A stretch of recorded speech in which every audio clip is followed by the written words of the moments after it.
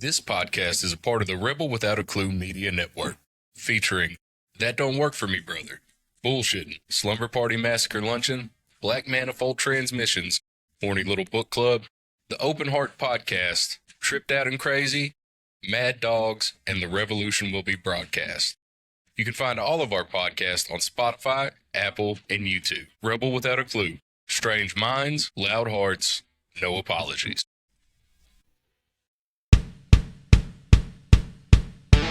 Never could be more. Everyone will bleed, burning at the core. Nothing's really free.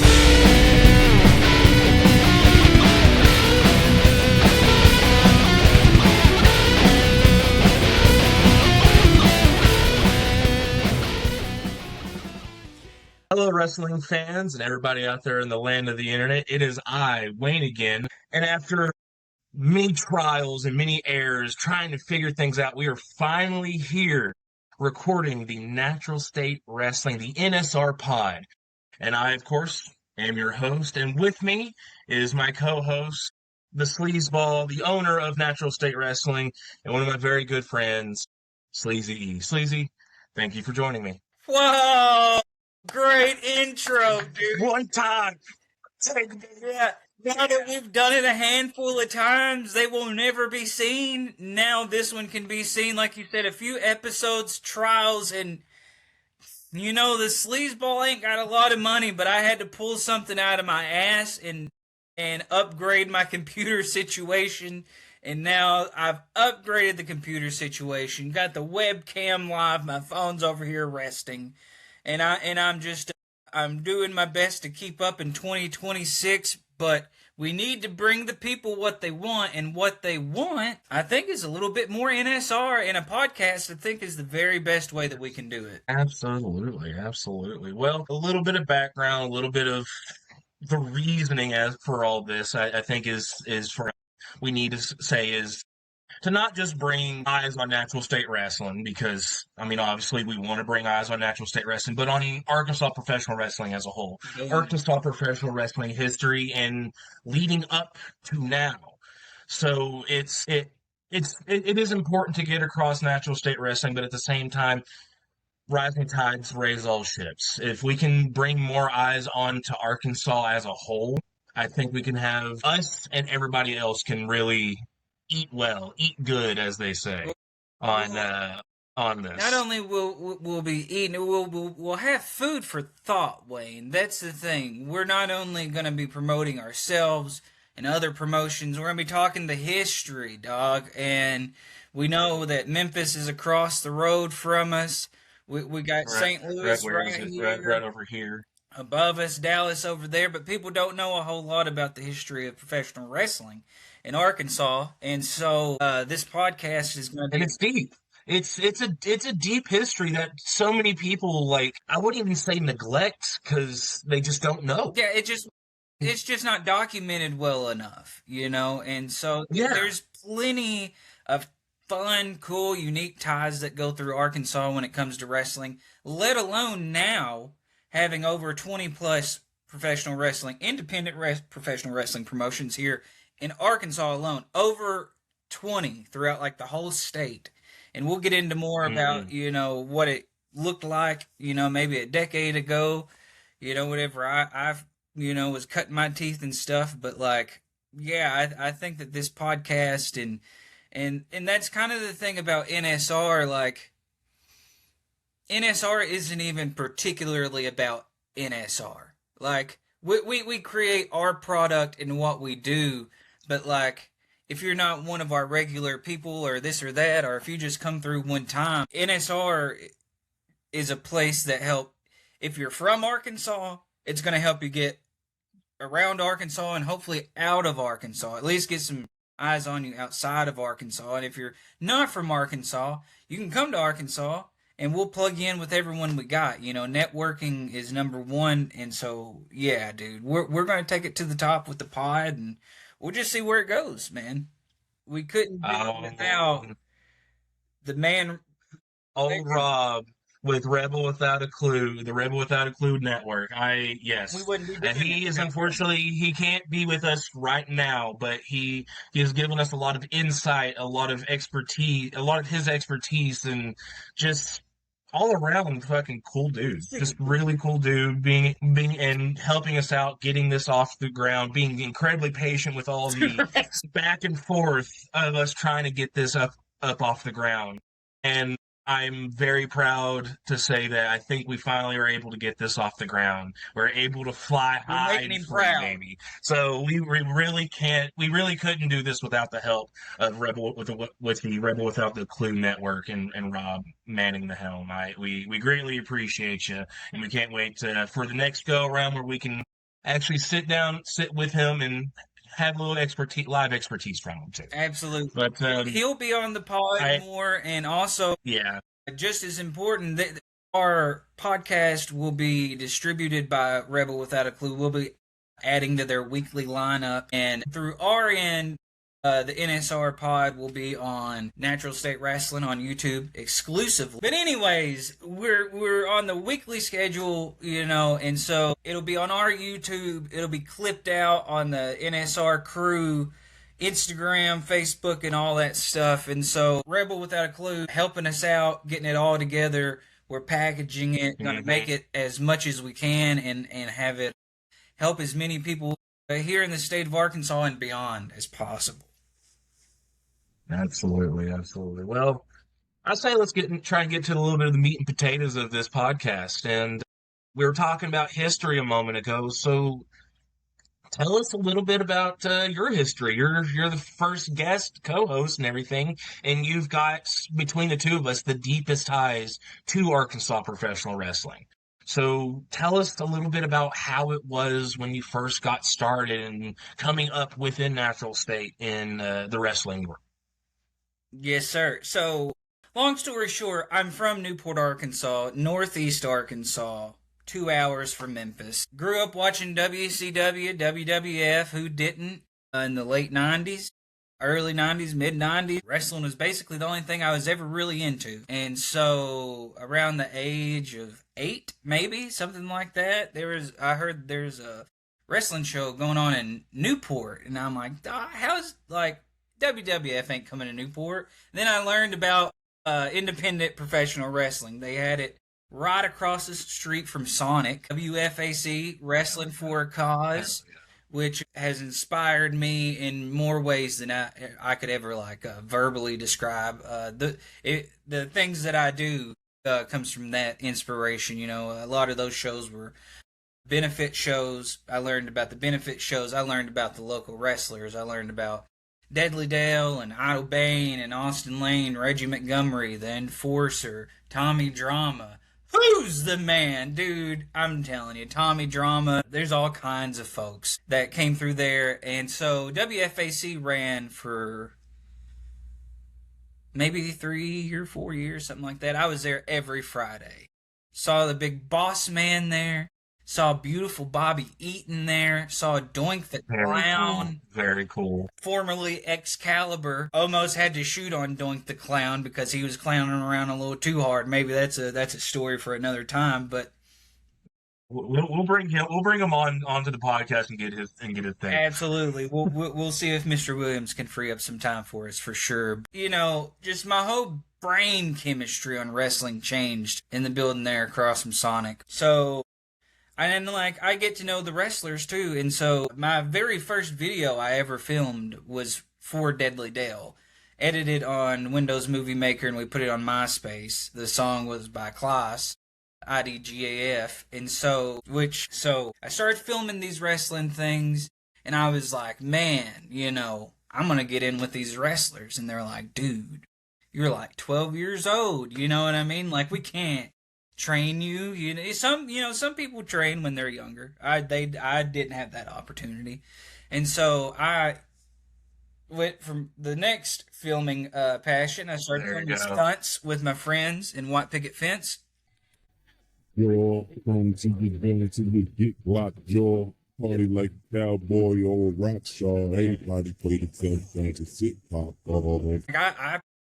looked at all of that as like wrestling training. You know, when you grow up watching backyard wrestling and like deathmatch and different stuff, I'm going off of these things and like land in certain ways, so hopefully I can do it in a wrestling match one day.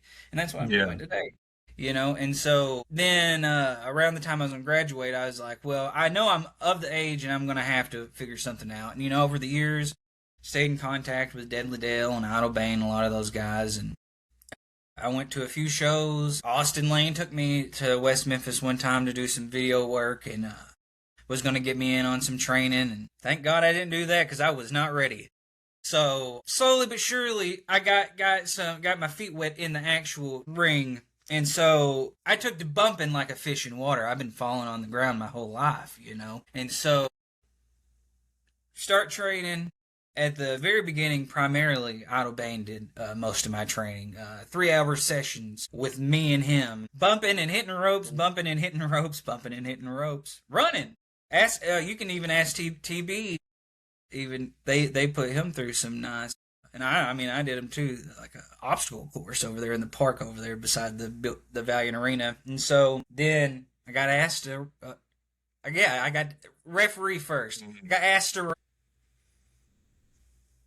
The idea of being a wrestler went to the side before, like, I even knew it. Like, I wanted to be a wrestler, but, like, also growing up watching wrestling, you know, you always have that dreaded conversation with somebody that breaks the news to you about the dreaded F word. But for me, that was the best news in the world because I wanted to learn about the referee, the announcer, I wanted to learn everything about it. So by the time I got to get into it, and I realized, maybe I'm not as tough as I thought. You know, let's slow it down and learn a little bit more. So that went into reffing, which led into announcing, and I reffed and announced on and off between Tuckerman and Jonesboro for years, and so I was consistently reffing, consistently announcing.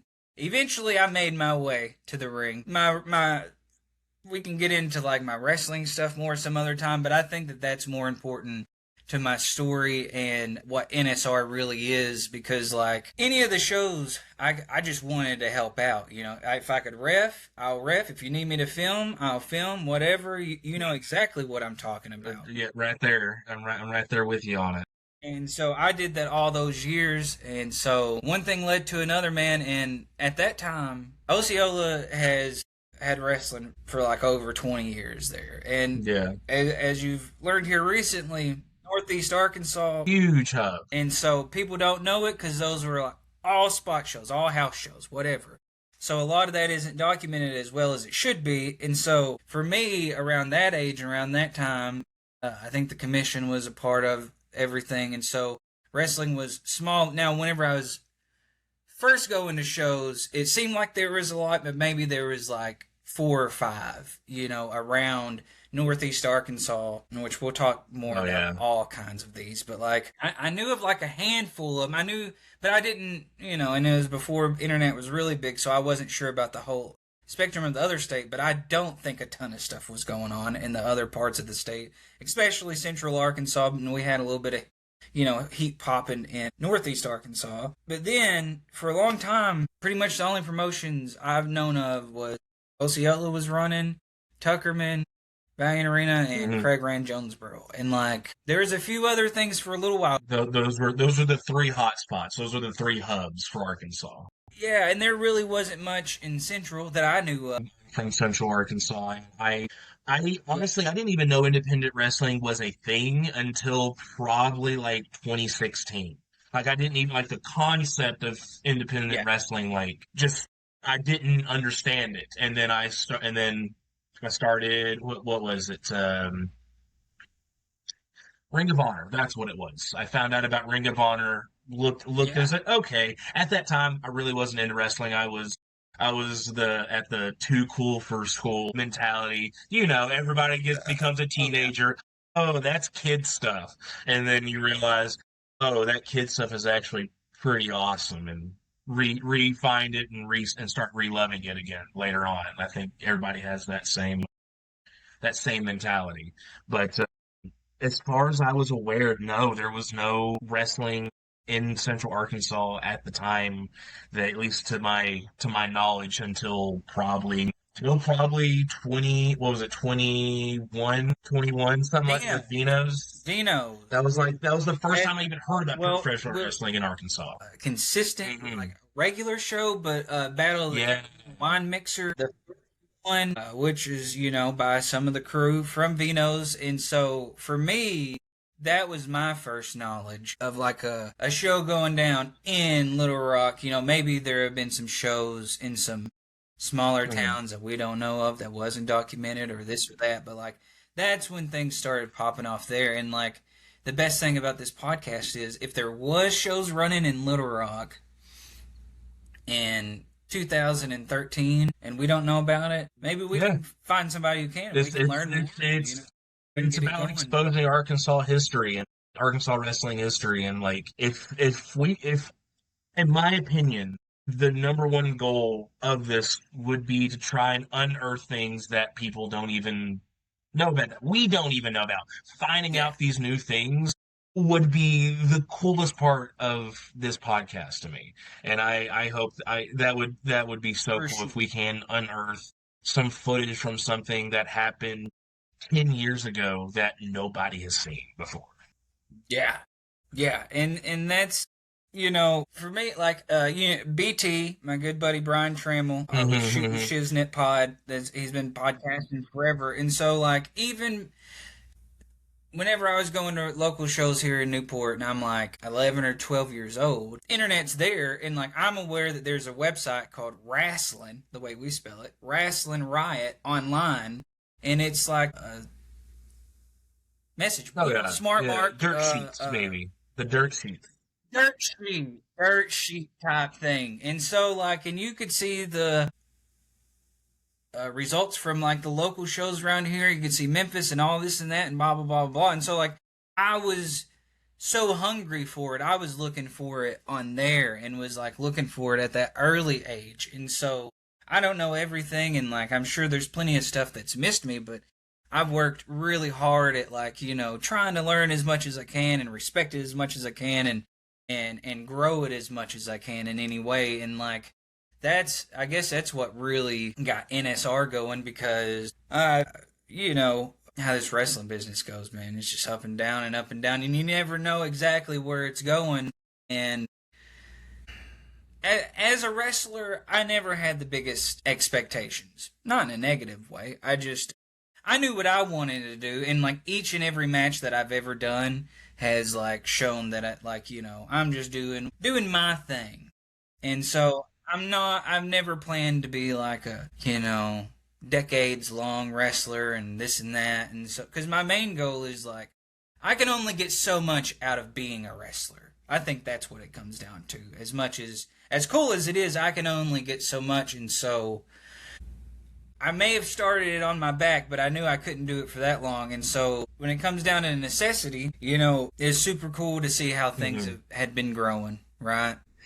Post-pandemic, TAC, you got MACW, ASWF's coming together. They're doing their thing still, and there's even more popping. It's everywhere right now. Like Arkansas, it's in a boom. It's in a major professional wrestling boom, and each and every year.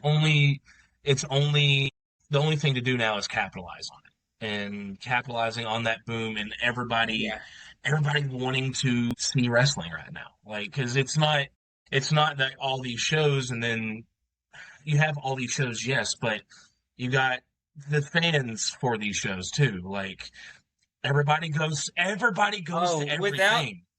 It's the community. The community. It's about Arkansas professional wrestling. Like you will see someone at this show, and then you'll see them very next week at this show that's on the other side of the state. It's bigger than just one thing, and that's probably one of the coolest parts of this community that we're starting to grow and whatnot here in Arkansas with professional wrestling and everything.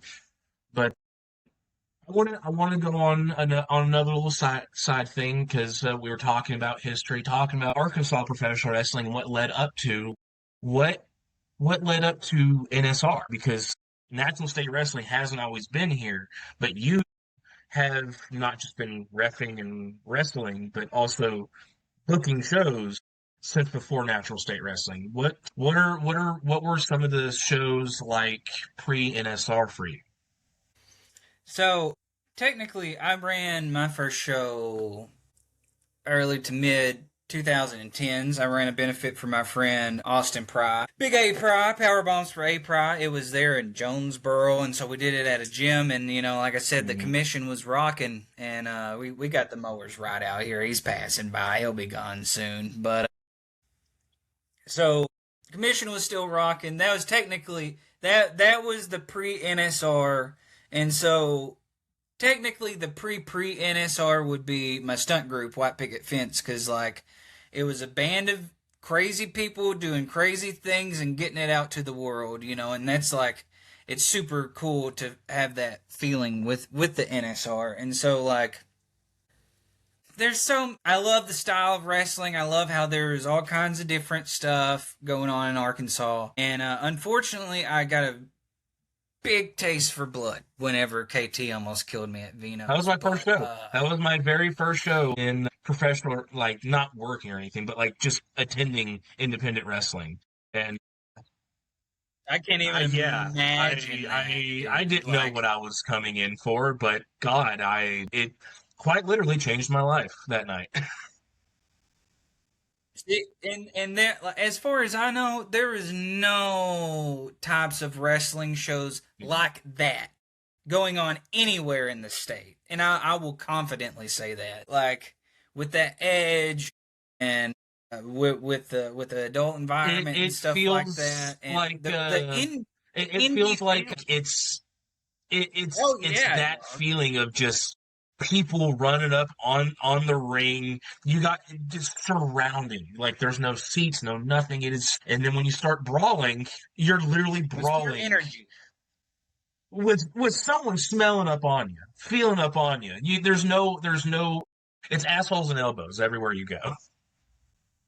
Hell yeah. And that's rock and roll, man. That's rock and roll. In a lot of ways, wrestling is rock and roll, and wrestling is a lot of things. And it's just like music. It has all kinds of genres. And so to get back into, the necessity of what started NSR, what comes down to, what we're talking about is a lot of different flavors in wrestling, a lot of different genres in wrestling.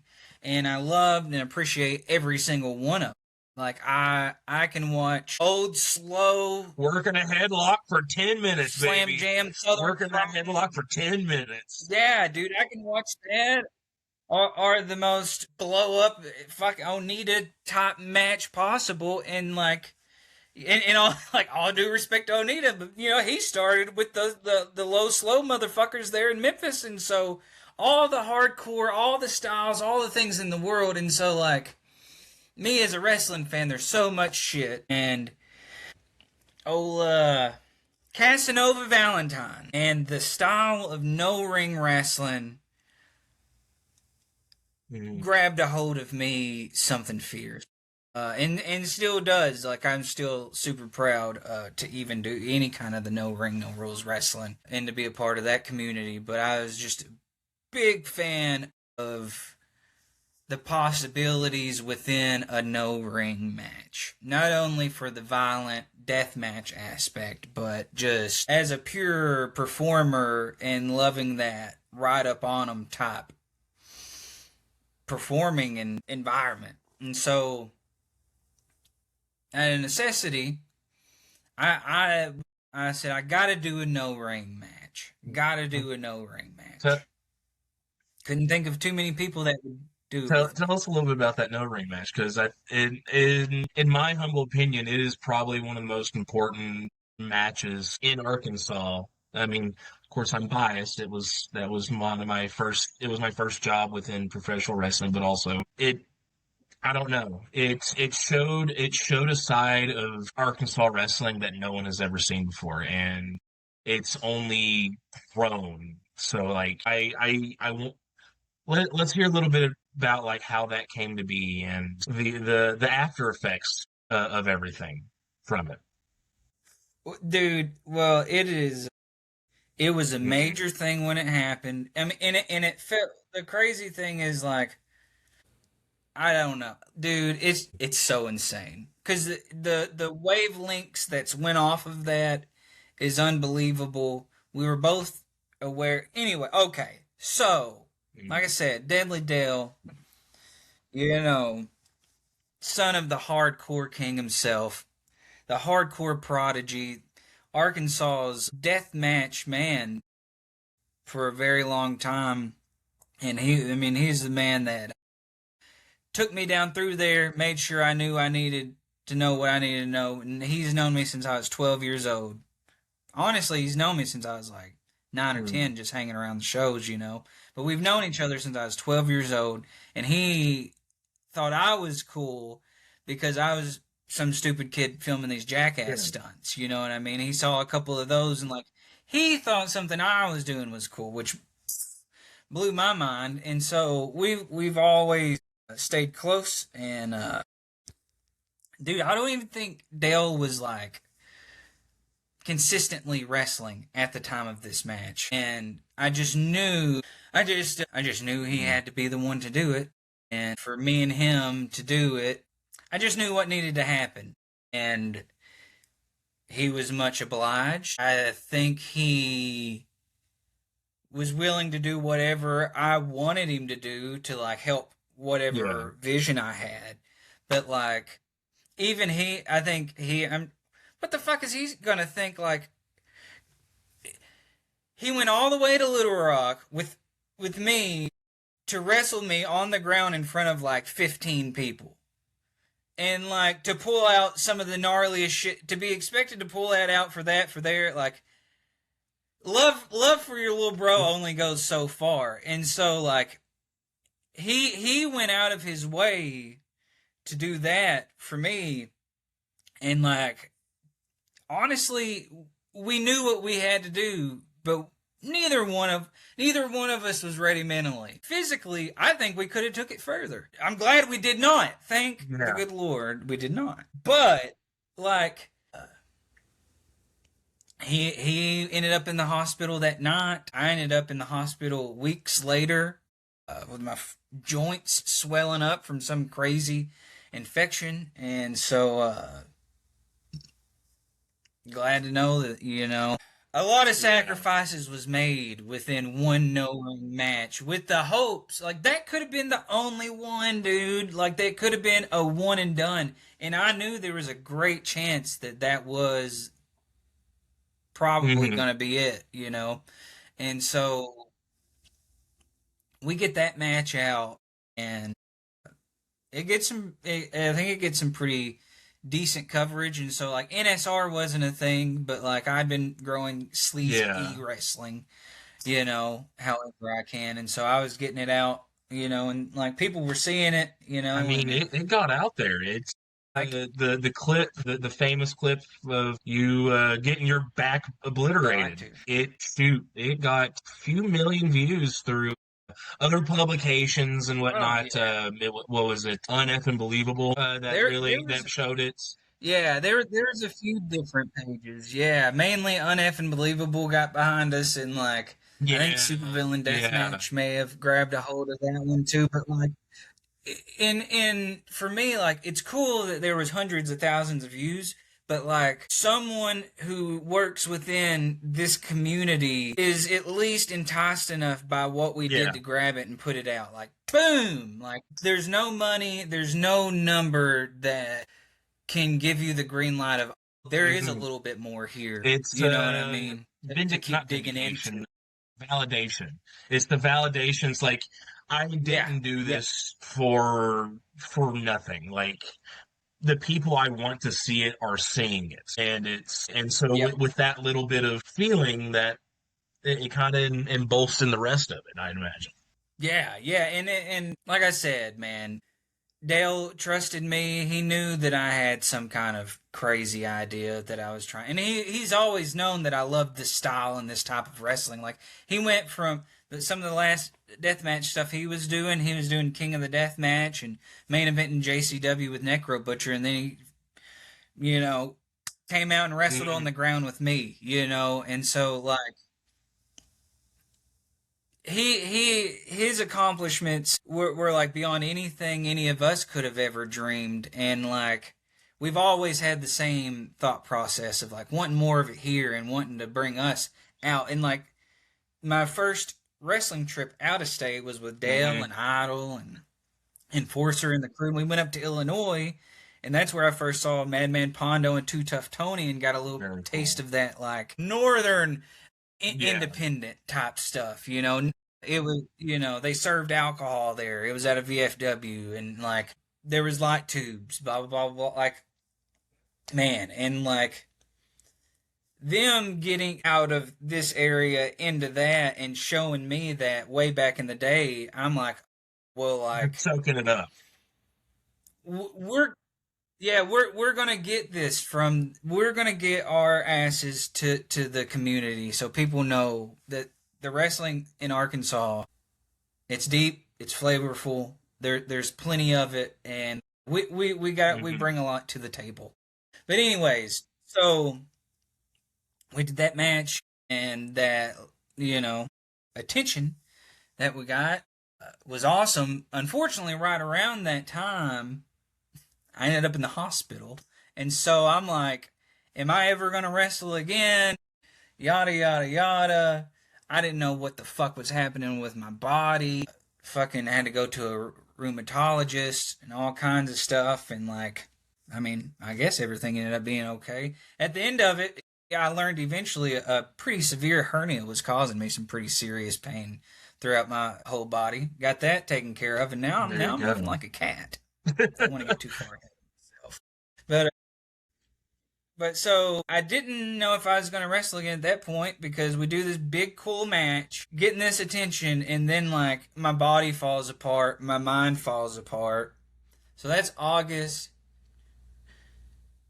Oh, and then no, because 2 months the later festival. And was the Rise Festival when you started getting sick, I think. Yeah, because I had my wrist gimmick on, because I was gonna wrestle Brad, but I couldn't. It was like 2 weeks before it ever happened. For Rise Fest, I think, is when you started getting those symptoms finally, and started really really feeling it, and just yeah. Well, then that's a dude. Well, then that's a whole nother monster, because like then that means at that time I was planning to do a no ring match and do the Rice Festival. So I had some big plans, because I'm trying to do violent wrestling in Central Arkansas, and then do a family show at a festival in Northeast Arkansas. And most folks don't have the balls to be able to keep those separate and to do both and to stay committed to that. And so I guess technically I was thinking about that. I'd have had no promotion name, but like I guess all in that same time, the Rice Festival was a really big deal, because I went to the Rice Festival the year before for the very first time, and my wife, she's from Michigan. She grew up coming down. She had some family, and so she grew up coming down to the Rice Festival, and I never went, even though it wasn't too far off, and ended up going there. They got a great crowd. It's a long running festival, and I'm like, man, they just need some wrestling.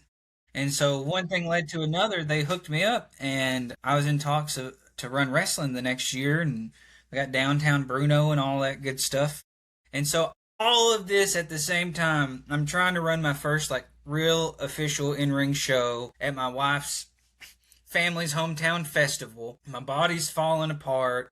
I just did this match, but like it's also bittersweet, because you know it's tough times. And then Rice Festival kicks ass. We didn't have any music. Didn't need it. Wrestlers had no entrance music. Still had a badass show. Great crowd. I mean, we're talking about all this, and we're coming up on what's the 3-year anniversary, 4-year anniversary of it all.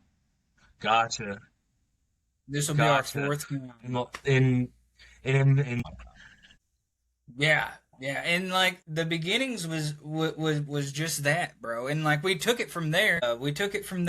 Did a couple of single no ring things, and then we did our first full no ring show, and we've kind of been doing the exact same shit since the very beginning. We've added some new stuff that we would have never saw coming, and we're grateful for. We'll cover all kinds of stuff, but like, yeah, dude, it started with that no ring match, and then 2 months later, I did the Rice Festival, and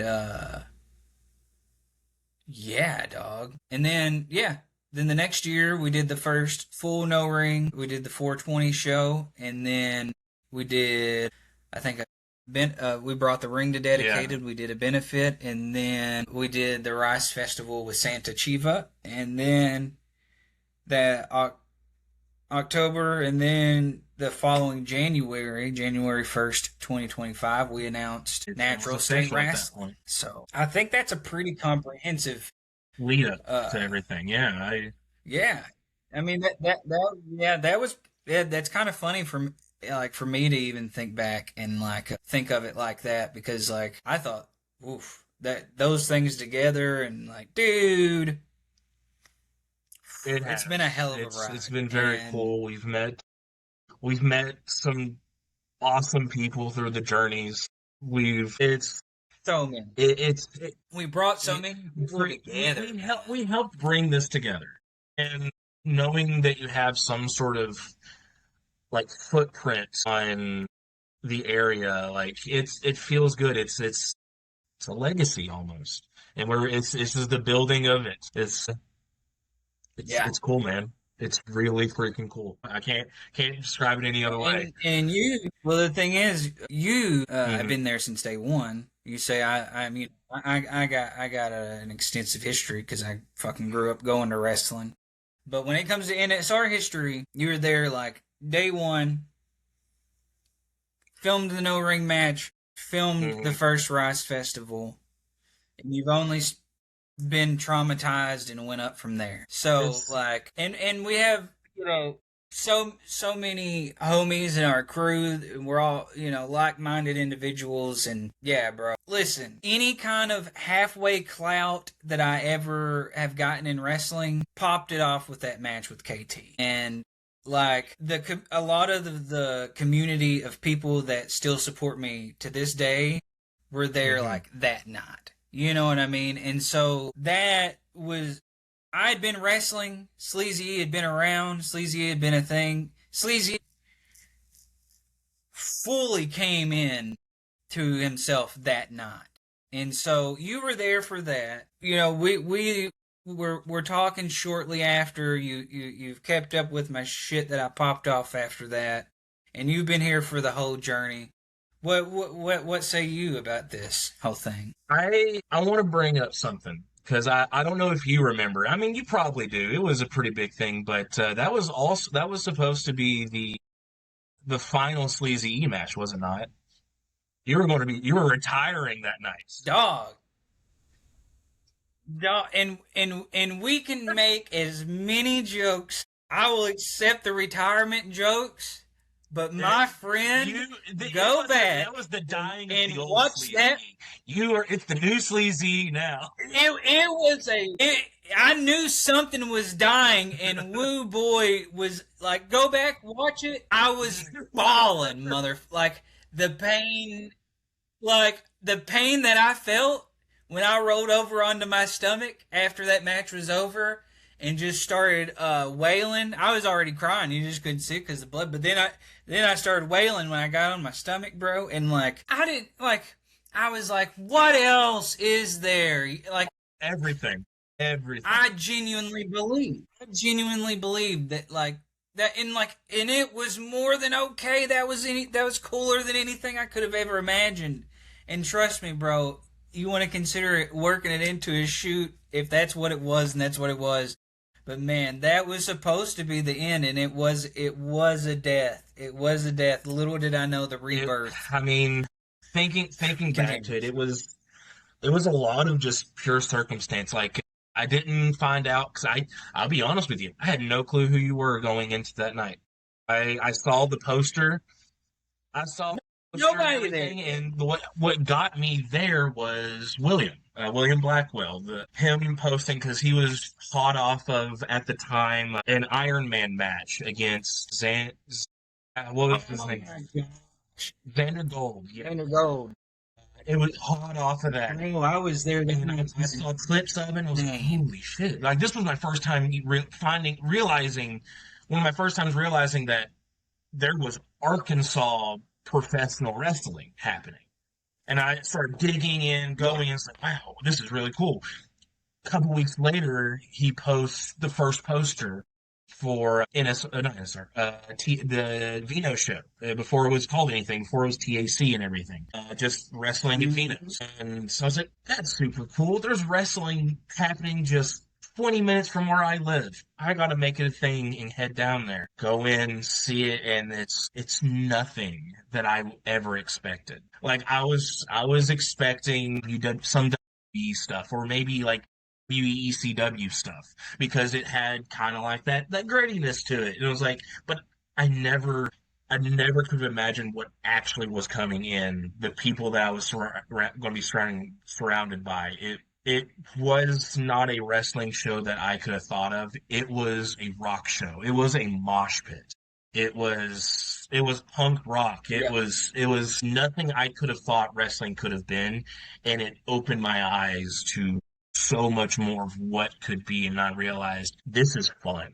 I want to keep doing this. I want to keep coming back. I want to just watch this. I wasn't even thinking about like becoming a part of this or anything. Like, what made me want to be a part of this is you reaching out and saying, hey, you want to come do this? And me thinking, yeah, I do want to come do this. This is super cool. And from there, kept seeing each other at the Vino shows. And then you reach out to me saying, hey, in like a week or two, I'm going to be going up against this guy named Deadly Dale, and I really need a camera guy for it. I have no one else right now. Would you be able to come down and just film stuff for us? And I was like, yeah, I'm there, hands down. Like, and I mean, from there, it's history. I mean, I met Dale. I met Dale for the first time. Met TB, the bald bastard. I'll say what I need to say. Hey, for that day, I will let you keep that name. We won't talk about it, but we all know what he did and what he didn't do that day, and the repercussions it had on me. Anyways, but yeah, just being able to come out and experience a whole new side to professional wrestling. I mean, I was just starting to get into like the idea of deathmatch. I was a huge ECW guy, but I never knew what deathmatch was, and because it's a whole different ball game. It's a whole nother thing than what the hardcore stuff from 10, 20 years before was like. But it's being able to be a part of it and see it, and not just see it, but see it this far away from me I got infected, for lack of a better term. I got infected with the bug, and it's history ever since. and the thing is, listen, I remember it all too well, dog. Like, I remember you very first messaged me maybe a couple of, if not like the next day after me and KT's match, and said, Arkansas King of the Death Matches. In just a message, and I was like, damn, this is a cool ass dude, you know? And I was appreciative of that, and like, I remember some of our first conversations, you being like, yeah, man, you know, it would be cool to get involved, or, I just you didn't know, know. Didn't. Just no, and number one, the thing is like, for the most part, unless you have the intention to like find somebody at the show and message, like, let's say someone else shows up to that show and they're like, how in the hell would I get involved? Like, especially like, you never saw this type of stuff. You see these people doing all this crazy, like, how the hell am I going to get involved with this? You know, like, even though it's a local thing, you know, like, there's so much. For me, so it would seem big. far. It's hard to bring in. Yeah, Jump it's hard into to that. take in it. And you were like, you know, I'd like to get involved. I'm like, well, fuck, man. You know, for me, anybody in this world can tell me they want to be involved. And like, this is something I said one of the times we recorded before, is like, people, the whole argument is wrestling isn't for everyone. Or, you know, people say wrestling is for everyone. And then people come back and say wrestling isn't for everyone. Blah, blah, blah, blah, blah. Because they're a negative asshole.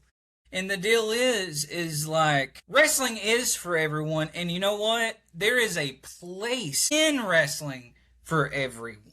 Not everyone is going to be a wrestler. Not everyone's going to run a company. Not everyone's going to make t-shirts. Not everyone's going to, like, but there is a place for everyone. So in my opinion, wrestling is for everyone. If you want to get involved, there's a way for anybody to get involved, man. And like, I know the importance of every single person that does every single thing that leads up to these dudes getting in their underwear and getting their day in the sun. You know, there's a lot of shit that goes into it. And so, you know, I fucking threw you a bone, bro, and you swallowed that joke. I don't want to. You know what I mean? There's more. I'm not swallowing your bone, man.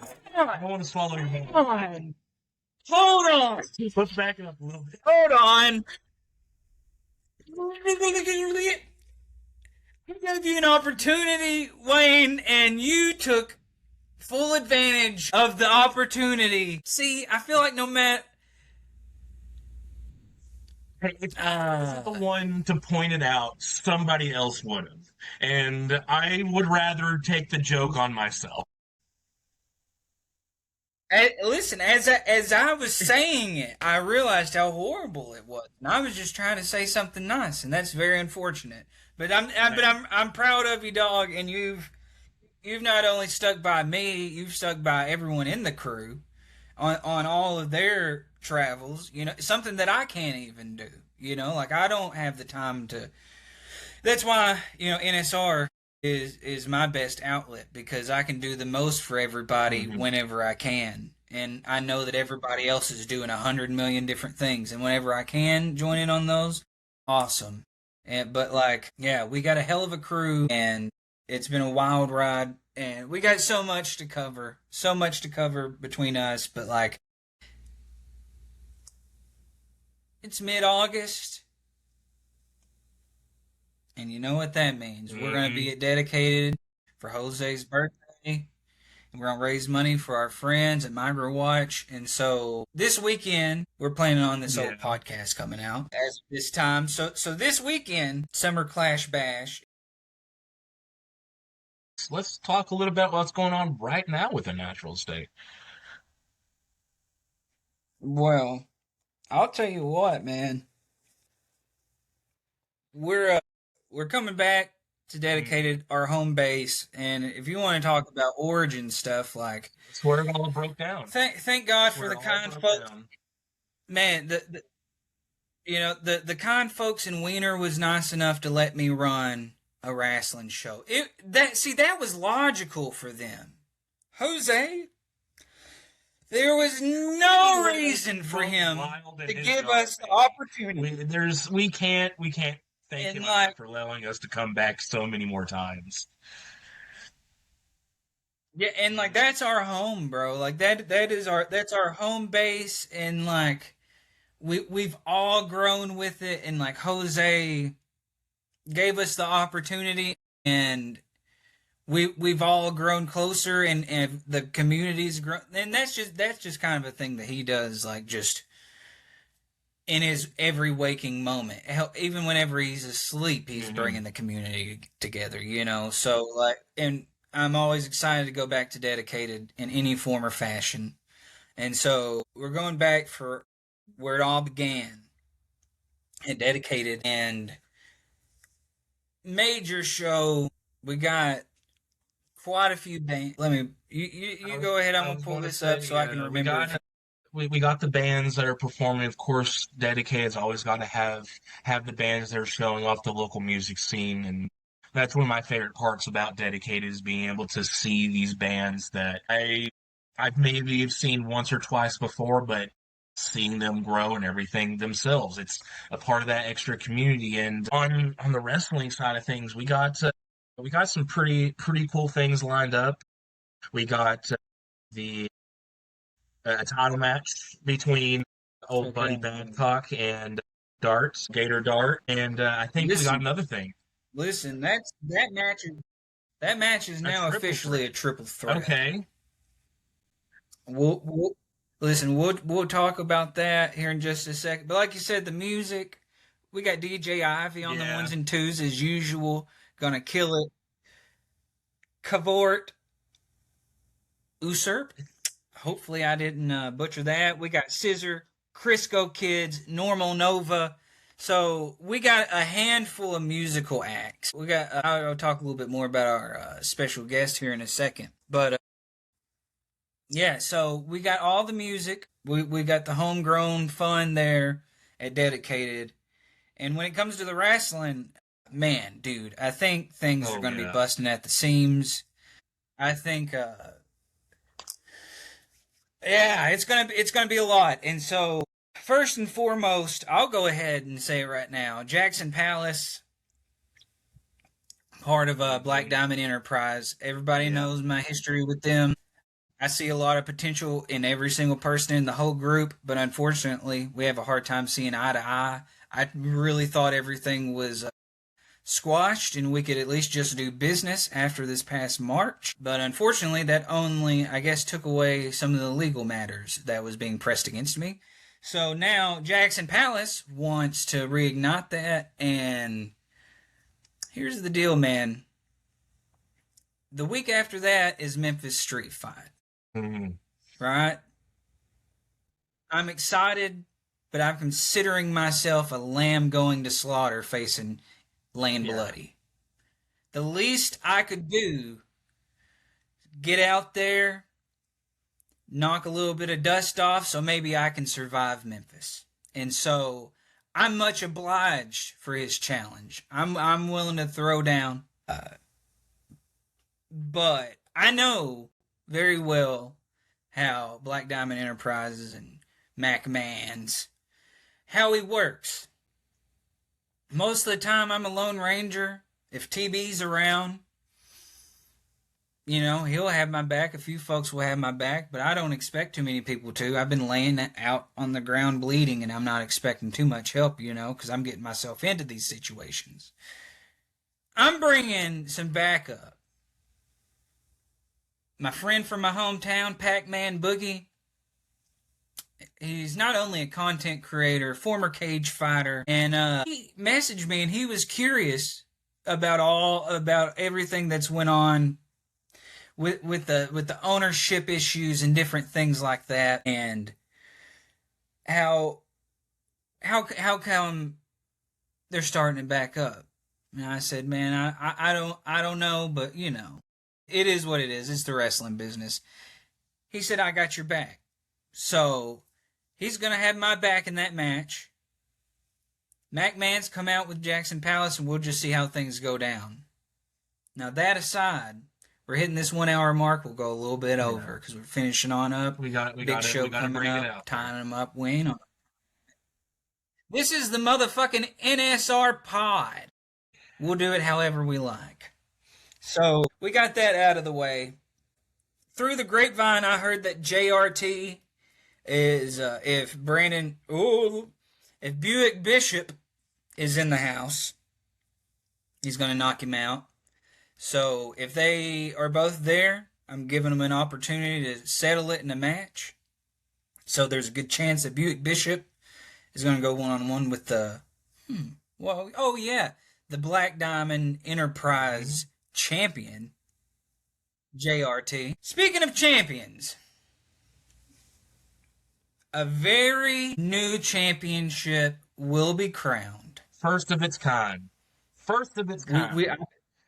I've been talking about it, and I'm very excited. Just like this podcast, this championship has been months in the works, thinking through ideas and stuff. So, I'll be glad to present you with the Natural State Rasslin wide open 24/7 championship, baby. Beautiful. Right there. Still got blood all over it from previous wars, and now a whole new of folks fighting for it. Oh man, it's gonna open up the floodgates, because here's the deal, bro. Now this first match, I don't really even know how many people's gonna be in it. This match will be a 4 to 12 person battlefield match. And so, once the last person standing that has this championship, the target is instantly on their back. Because this championship is defended 24 hours a day, 7 days a week, 365 days a year.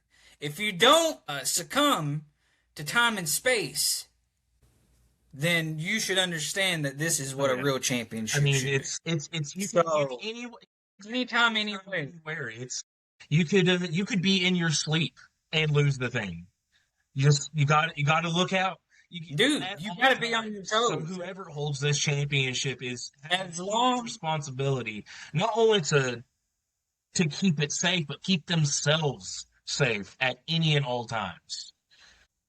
And here's the deal, and this is when I'm going to have to talk to you, because we have a history of you abusing your referee privileges.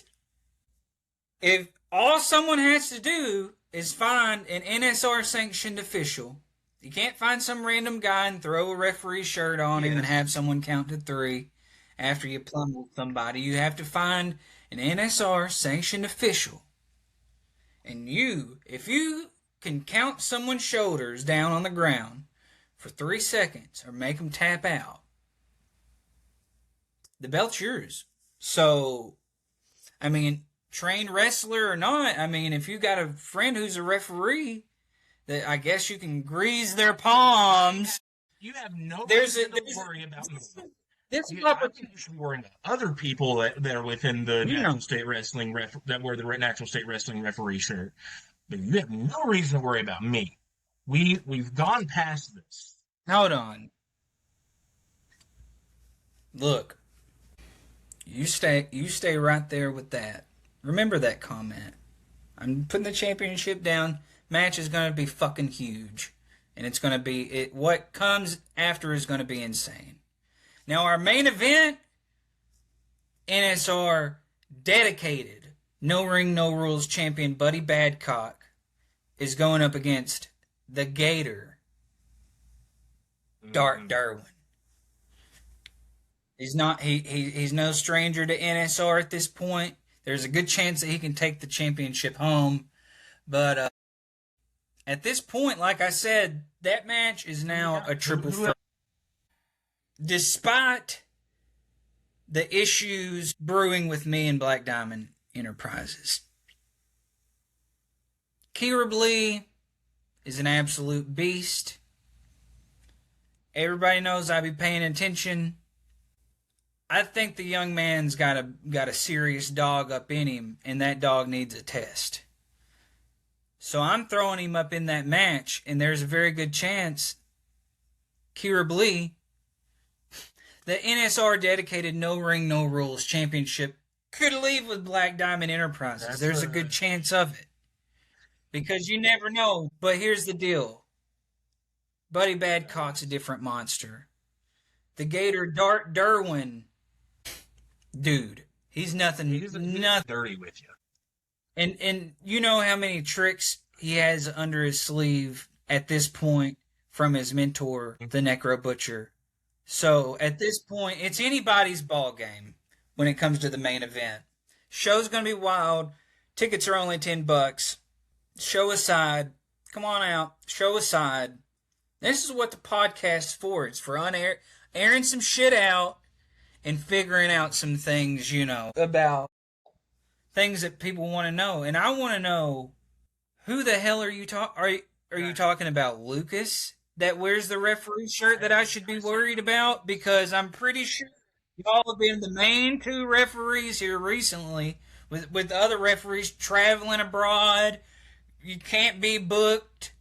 So I got 2 people that are supposed to be my friends helping me out with NSR, and you guys y'all are both my friends. And we're all friends together, regardless of all of these issues that y'all have going on. We're still friends, dude. And ever since you hurt your ankle, it seemed like you were Bro, you had people worried about you. You had so many people wishing you well wishes, and I'm like, man, maybe this will go through to him, and like we can be one big happy family. Don't get me wrong. I am super appreciative of every single person that has reached out to me to like wish me well, hope I'm recovering okay, and I am. I actually my ankle is feeling good. I won't say it's at 100%, but it's well enough for me to get back out there and do things. Like I just last week, I refed a show over in Memphis. I'm ready to go. I'm going. I'm getting it done. But that is beside the point. I'm not talking about your. The reason why my ankle is even hurt in the first place is because of that man. Is because of Lucas. He put that pothole there. I know he did.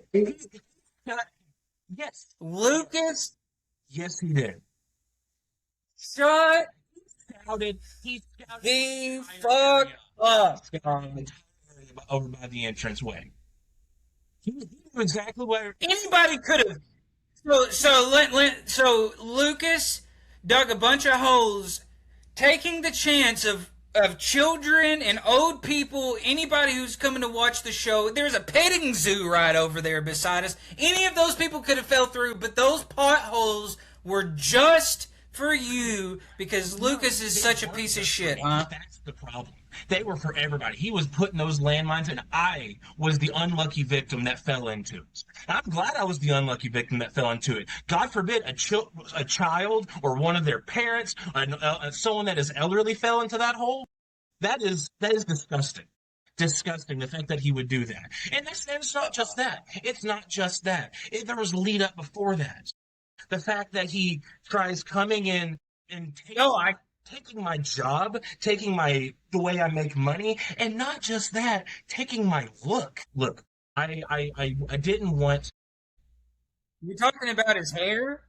You're talking about you're talking about hair right now, and you're talking about he took your job. He did, and I don't appreciate it. I don't appreciate that he came in, and you just think he can just take over like that.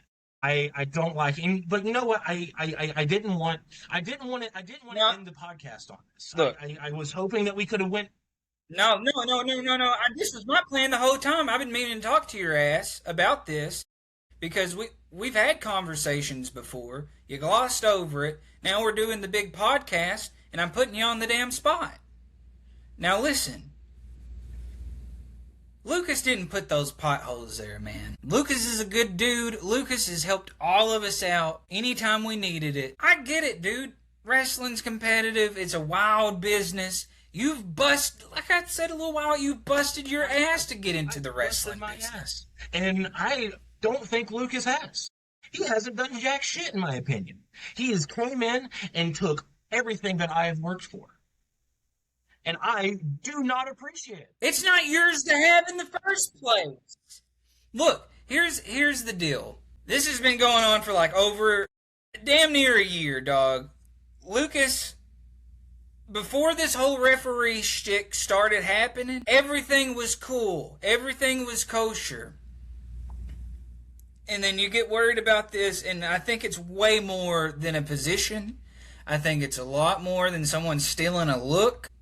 I think this came downright personal, and I think there's a lot of bitterness, and I can't blame Lucas because, you know, he's human, but I believe there's a lot of bitterness within him, too, because of all the shit that you're pulling, dragging him through the mud and stuff. You've been dragging him through the mud.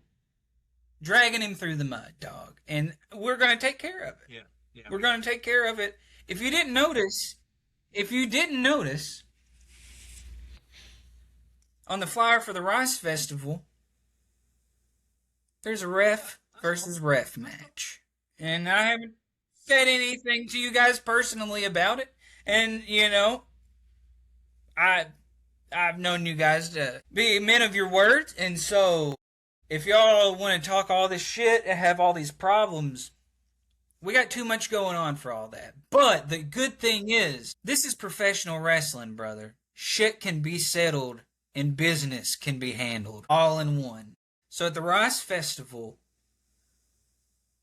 And after this, I don't want to hear anything about it. I don't want any issues leading up to it between you two, okay? I won't lay hands on him. I won't speak. I won't even speak to him. I won't say anything. Look, mean, no, ugly, no, here's the deal. anything. You're instantly jumping. You're instantly jumping to not putting hands on him. You're obviously not listening to me. I want my friends back until this match. And if you guys can't pull yourselves together to finish out the year of shows that we have, where we're serving our community, where we're creating opportunities for people, and you guys, the whole time, y'all get to look forward at the biggest show of the year. Y'all can throw down in front of everybody, and whatever happens, happens. But after that match, it's done. But y'all can settle it, because I'm tired of arguing about it. I'm tired of hearing about it. I'm tired of feeling bad about it.